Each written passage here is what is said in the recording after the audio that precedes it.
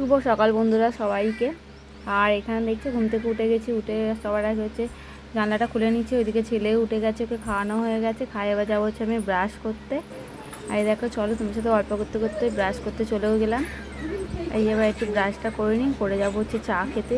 চা করবো, চা খাবো তারপরে। আর ওখানে বান্টির ছেলে সামলাচ্ছে, ওই জন্য আমি ওখানে বললাম একটু বসো, তাহলে আমি ব্রাশটা করে নিই। আর ওখানে বসে আছে, ওখানে ব্রাশ করে নিচ্ছি।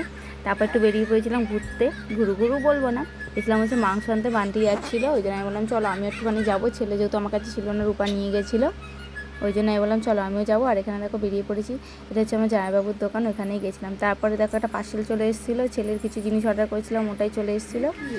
আর দেখো এখানে আমি রেডি হয়ে গেছি, হচ্ছে যাবো হচ্ছে আমার একটা চশমা, মানে চশমা করতে দিয়েছিলাম, চশমা আনতে। আর ইয়েতে যাবো ছেলের দুটো জামা কাপড় কিনতে, কিন্তু আর কিছু কেনাকাটা হলোও না।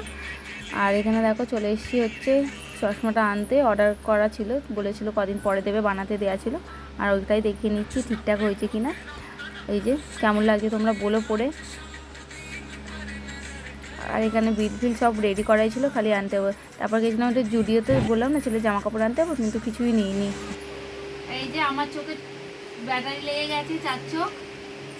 এই যে লেন্স কার্ট থেকে চশমা বানিয়েছি, চশমা দাঁড়া মা দাঁড়া, আমি দেখাই সবাইকে জামাটা জামাটা জামাটা